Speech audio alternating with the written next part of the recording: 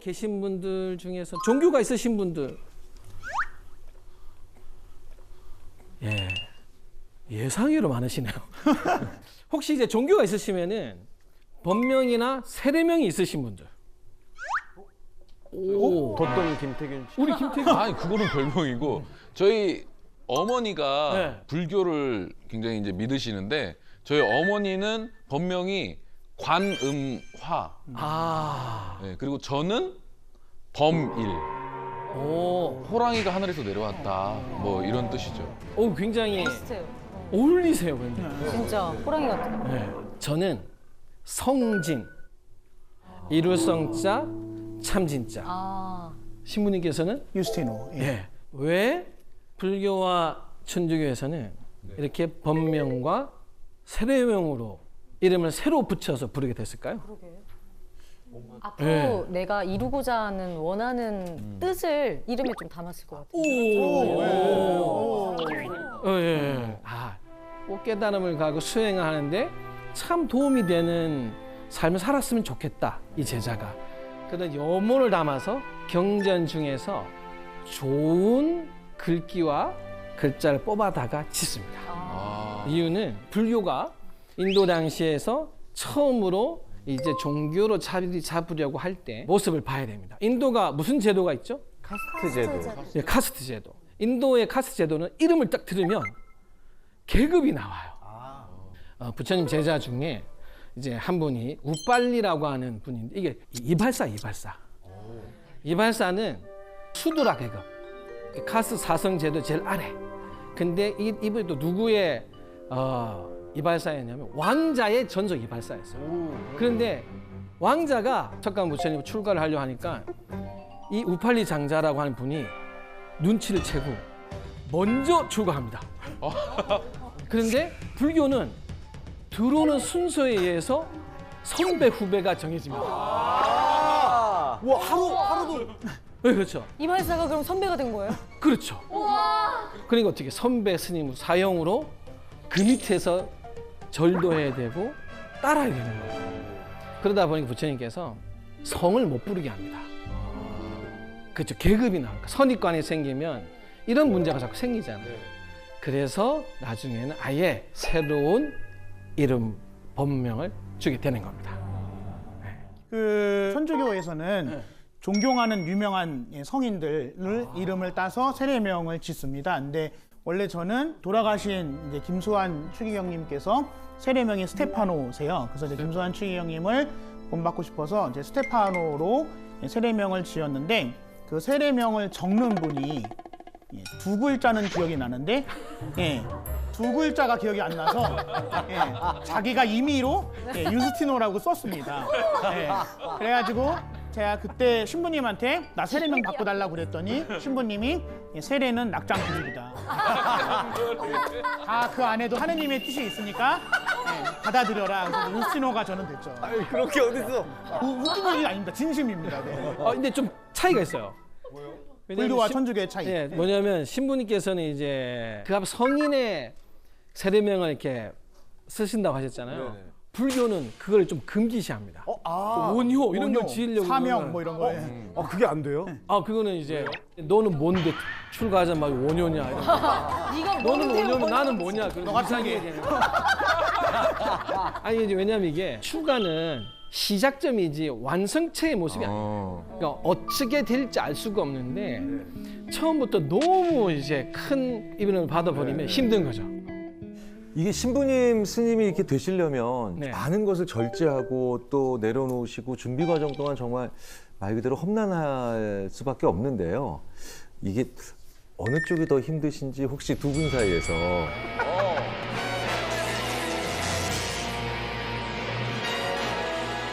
제가 보기에는 스님들은 산 사이에 갇혀 계셔서 아무것도 안 보이셔서 답답하실 것 같고 힘드실 것 같고 저희는 자유가 보이거든요, 눈앞에. 불야성이 보입니다. 불야성이 보이는데 못 나가서 더 힘든 거. 아무것도 없어서 힘드실 수 있고 저희는 눈앞에 온갖 유혹이 있는데 나가질 못하는 게 힘들 수도 있고 사람에 따라. 네. 외출은 그러면 얼마나 하시는 거예요? 한 달에? 저희 신학교 때는 1학년은 아예 외출이 안 됩니다. 방학 학기 때도요? 중에는. 아니, 방학 때는 되고요. 방학 때는 다 이제 성당, 본당 가거나 집으로 가고 1년에 6개월은 아예 외출이 안 되고요. 2학년은 한 달에 한 번. 예. 한 달에 한 번요? 엄청난 거죠. 예. 아니 한 달 아예 안 되던 사람에 비하면 월등한 겁니다. 예, 그죠? 예, 그럴 예. 수는 있는데. 네, 예. 그리고 이제 3학년, 4학년은 일주일에 2번. 예, 예. 5학년 이상은 매일. 근데 이제 신학교는 오전 외출은 안 되고요. 네. 예, 오후 외출만 됩니다. 한 달에 한 번 외출이면은 신부님들은 주로 어떤 일탈 같은 바로 술집으로 가죠. 술 드신다고요? 주종도 가려야 됩니까? 아니면은 주종은 상관없습니까? 그때는 주종을 가린다기보다는 그 시간에 여는 집을 찾아갑니다. 네. 낮술을 할 때 저희가 오후 외출이지 오후부터 저녁까지가 아니거든요. 단기간에 집중해서 빨리 들어올 수 있는 곳으로. 네. 혹시 그러면 술을 먹다 보면 사람들이 좀 이게 풀어지잖아요. 네. 시간을 좀 늦게 된다거나 아니면 어디서 잠들어서 복귀를 못 한다거나 이러는 실제적으로 네. 전우회를 가지고서 서로 데리고 들어가는데 첫 번째 얘기인데 퇴학당한 사람들. 네, 네. 신학교는 그날 못 들어오면 무조건 퇴학입니다. 한 번만 안 들어와서요? 네, 단 한 번이라도 와, 퇴학. 기회 한 번이요. 저희는 어차피 못 나가기 때문에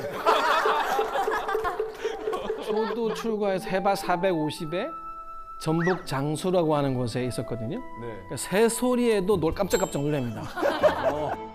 너무 산속에 있으니까 저희는 보이는 불빛이라 봐요. 어차피 4km 아래에 마을 정도 보이거나 배가 떠 있는 거 그렇기 때문에 신부님 같은 고통은 사실 없는 덜 거죠. 하시죠. 예. 아예 안 보니까. 고통 얘기하니까 좀 궁금한 게 있는데 네. 삼천배라에 또 무건 수행하시는 스님도 계시고 네. 둘 중에 뭐가 더 힘드나요?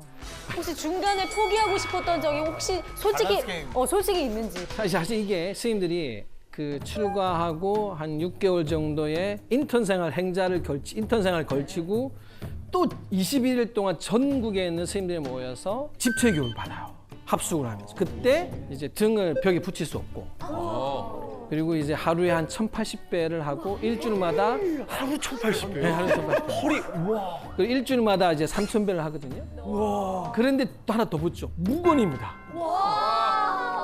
예를 들게요. 야, 밥의 식사 시간, 이제 거의 공양이라고 하는데 이렇게 사실 하다가 이렇게 딱 부딪히거나 소리가 날 수 있거든요. 네, 맞습니다. 근데 실제 무건 수행할 때는 거의 소리를 내면 안 되거든요. 네, 바루공양을 해보신 분 혹시 모르겠는데 바루공양은 소리를 내지 않습니다. 왜냐하면 악귀라고 중생 하나가 있는데 몸은 산이고 이 식도가 바늘구멍이에요. 사람 먹는 소리를 들으면 너무 힘든 거야. 그래서 바루공양 당시 소리를 내지 않습니다. 우리가 먹고 있다라고 하는 걸 내지 않거든요. 근데 만약에 이제 수저가 이렇게 다였다. 설마? 네, 108배 해요. 그게 그만큼 사람이란 게 실수. 이게 원래 밥 먹을 때 제일 풀어지잖아요. 유일하게 이거 진짜 이 시간만큼은 이때도 풀어질 수가 없기 때문에 그거는 막 아파도 이런 소리도 내면 안 됩니까? 감탄사는 언어가 아닙니다. 거기까지는 말로 이제 의식을 담은 말이 나오는 거를 막는 게 목적이기 때문에 그러니까 실제로 역시 절에 이제 무건 수행한 스님들은 이렇게 패를 붙여 놓습니다. 네, 그러면 부디 자꾸 물어보지 마시기를. 실수라도 나오면 수행이 깨지니까. 신부님 혹시 그 영화 같은 데 보면 신부님들이 되게 멋있게 테마 활동 같은 거 하시잖아요. 그렇죠, 맞아. 멋있게 하죠. 신부님도 되게 멋있게 하죠. 테마 활동 하시는 신부님들이 계신지 궁금. 네, 그럼요, 있습니다. 그래서 있어. 그럼요. 예, 그러니까 요즘 말로는 구마라고 이야기를 하는데요. 그 구마 사제는 아무나 될 수 있는 거는 아니고요. 예, 주교님들이나 교황님이 임명하신 특별한 능력이 있는 분들이 이제 구마 사제로 활동을 하고요. 그래서 내가 구마 사제라고 떠벌릴 수는 없습니다. 예, 그리고 비밀 요원들이군요. 그다음에 그 구마 사제가 무슨 무턱대고 처음부터 구마를 하는 건 아니고요. 정신병리학에서 먼저 상담을 좀 해보시고 그래서 거기서 치료가 되시면 굳이 구마까지는 안 하고요. 안 되면 이제 구마 사제를 통해서 하는 걸로 하고 있습니다. 그럼 신부님, 우리나라에도 신부님들 중에서 구마사제가 계십니까? 네. 있습니까? 우리나라 분들? 한국에서 한 적도 있죠. 네. 우리나라 역사가 얼마 안 된 나라가 아닙니다. 예, 기구한 역사 안에. 네네네. 너무 신기해. 깨달음에 대한 이야기를 저희가 하고자 하는데 네. 사람이 이제 근본적으로 관심을 가지고 있는 것은 어려움들, 근심을 해결하기 위한 거잖아요. 그래서 이제 우리 천주교의 종교의 의미를 담은 그림이 하나 있는데 이제 그 그림을 보여드리고자 합니다. 네. 네, 이 그림 다 아시죠? 네, 이 그림은 그 유명한 미켈란젤로의 천지 창조 그림입니다. 오른쪽이 하느님이고요. 네. 네, 왼쪽이 아담, 최초의 인간인 아담, 그리고 이제 하느님 옆에 있는 이제 존재들이 천사입니다. 그래서 이제 천주교라는 종교는 서양에서 시작되었기 때문에 이제 영어로 릴리전입니다. 릴리전이라는 말에서 리는 다시라는 뜻입니다. 우리말로 하면. 그다음에 리전은 신과 인간의 만남이라는 건데 이 천지창조라는 저 손가락을 통해서 하느님과 인간이 만난다라는 의미가 있습니다. 창세기에 보면 이제 아담과 하와가 선악과를 먹은 걸로 인해서 원죄라는 걸 가지게 되는데요. 그래서 이제 하느님과 사람이 결별하게 됩니다. 근데 이제 예수님께서 다시 이 세상에 오시면서 멀어져 있었던 관계를 다시 화해시키시고 하느님과 사람이 다시 하나가 된다. 그런 의미를 담고 있는 그림이 이 그림이라고 할 수가 있겠습니다. 불교에도 사찰에 가보신 분들은 아시겠지만 탱화라고 불화라고 법당이나 이제 이런 정각 벽면에 그림이 이렇게 부처님의 일대기 같은 것도 그림이 져 있고요. 또 성전에 들어가 보게 되면은 뒤에 아주 화려한 그림이 나와 있는데요. 자, 이 그림은 종로에 있는 조계사 대웅전 벽화의 그림입니다. 아, 벽에 있구나.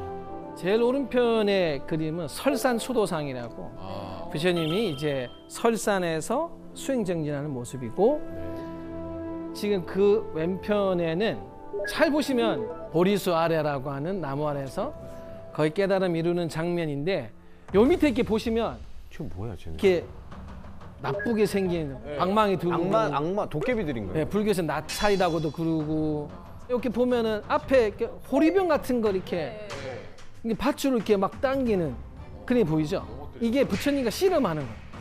그러니까 누가 더 센가? 힘잖아. 근데 이 병이 안 넘어갑니다. 왜 안 넘어갈까요?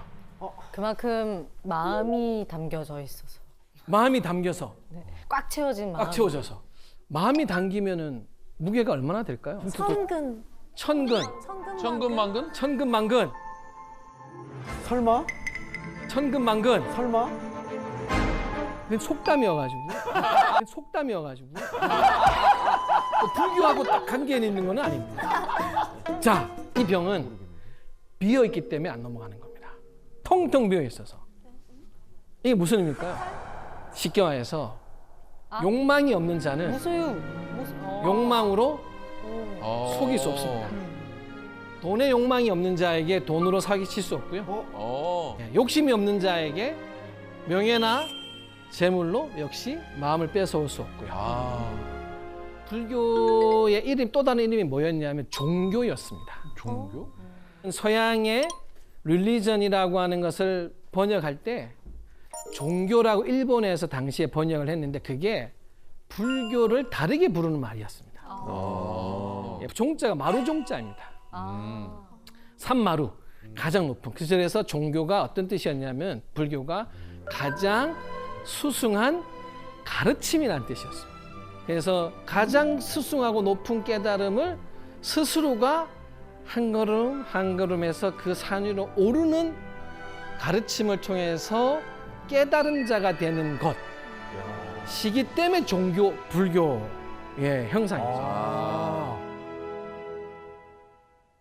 네, 그럼 이제 다음에 이번에 천주교의 그림 하나 보여드릴 건데요. 다 아시는 너무나도 유명한 레오나르도 다빈치의 최후의 만찬에 대한 그림입니다. 가운데 계신 분이 예수님, 그리고 양쪽에 제자가 있고요. 예수님이 돌아가시기 전에 이제 제자들과 최후의 만찬을 하신 건데 유다라고 하는 배신자 유다 사도가 이미 저 순간에 예수님과 함께 있으면서 예수님을 팔아넘길 생각을 하고 있었습니다. 하지만 예수님이 알고 계셨음에도 불구하고 이 자리에 나를 팔아넘기려고 하는 자가 있다. 자기가 누군지 안다. 그런데 네가 마음먹은 것을 가서 해라라고 말리시진 않습니다. 찔렸겠다. 그리고 이제 예수님께서 제자들에게 최후의 만찬을 통해서 이것은 내 몸이니 내 몸을 받아 먹어라. 이 잔은 내 피이니 이 잔을 받아 마셔라 라고 해서 천주교에서 가장 중요하게 생각하는 성체 성사라는 게 제정이 됐고 천주교에서는 매 미사 때마다 이 2000년 전에 있었던 예수님의 최후의 만찬을 기념하고 있는데요. 2000년 전에 예수님이 하셨던 최후의 만찬이 이 자리에서 이루어지고 있다. 그리스도의 몸. 천주교 신앙에서는 이 성체성사가 가장 중요하다고 이야기를 할 수 있습니다. 제가 이제 이 최후 만찬을 보면서 굉장히 부처님의 마지막 순간의 스토리와 너무 비슷한 게 있습니다. 이제 이 장면은 그 쌍으로 되어 있는 나무 아래에서의 부처님께서 이제 돌아가셨다, 열반하셨다라는 표현을 이렇게 쓰시는데요. 바로 그 장면입니다. 부처님께서 열반을 하게 된 이유가 있어요. 무슨 이유냐? 춘다라고 하는 대장장이가 제가 정말 귀한 버섯을 발견했으니 부처님과 모든 제자들에게 버섯 죽을 끓여드리겠다라 해서 초청을 해요. 그런데 이 버섯죽이 잘못됐습니다. 뭔가 춘다의 의도는 아니었는데 아마 약간의 독버섯의 성분이 있었던 것 같아요. 그 경전에 이렇게 나옵니다. 부처님께서 춘다의 공양이 잘못되었다는 걸 아시고 다른 제자나 다른 사람들 것은 먹지 못하게 하고 당신만 드세요. 아셨구나. 이미 아시고. 그 마지막 이 장면에 이제 제자들이 눈물을 흘치고 해서 제자들이 춘다를 너 때문에 부처님 돌아가시게 됐다라고 비난을 하려고 할 때 아니다. 춘다의 너의 공양을 통해서 나는 이제 완전한 열반에 들게 되었다. 그러면서 이제 제자들 보고 춘다를 야단치지 말라고 합니다. 그래서 그런지 되게 편안해 보이세요. 예. 예. 그래서 이제 최후의 만찬도 예수님이 아시고 드셨다고 하잖아요. 사실 부처님께서의 마지막 순간도 흔쾌히 당신이 받아들이셨다는 측면에서는 모든 성인들이 죽음을 두려워하는 것이 아니라 죽음을 통해서 또 다른 세상의 가르침과 그들의 아픔을 함께 아파하려고 하고 함께 받아들이려고 하는 모습을 최후의 만찬에서나 쌍립 열반상의 마지막 모습에서도 똑같았습니다.